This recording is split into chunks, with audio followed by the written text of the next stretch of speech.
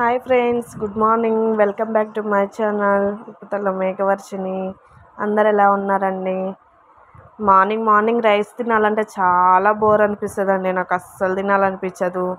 అందుకనే మార్నింగ్ ఇడ్లీ కానీ దోశ కానీ పూరి కానీ ట్రై చేస్తా. దోశ అయితేనేమో నుంచొని చేయాలి, రిస్క్ ఎక్కువ అనిపిస్తుంది. ఇడ్లీ తొందరగా అవుతుంది కానీ గిన్నెలు ఎక్కువ పడతాయి. మళ్ళీ ఆఫ్టర్నూన్ లంచ్ చేయాలి, కర్రీ చేయాలి, చాలా వర్క్ అవుతుంది. స్కూల్కి కూడా వెళ్ళట్లేదు, చాలా బోరింగ్ అనిపిస్తుందండి. ఇంట్లో వర్కే సరిపోతుంది. మీలో ఎంతమందికి టిఫిన్ చేసుకొని తింటమే ఇష్టమో చెప్పండి, కామెంట్ చేయండి, లైక్ చేయండి, షేర్ చేయండి, సబ్స్క్రైబ్ చేసుకోండి మన ఛానల్ని. మీలో ఎంతమందికి ఇడ్లీ అంటే ఇష్టం అండి?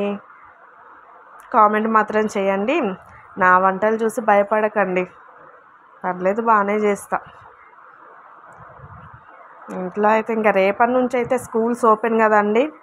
ఇంకా ఎక్కడ మా బావ డ్యూటీకి వెళ్తాడు, మా పాప స్కూల్కి వెళ్తుంది. ఒక్కదాన్నే రేపటి నుంచి ఎలా ఉండాలో ఇంట్లో, ఏం చేయాలో అర్థమే కావట్లేదు.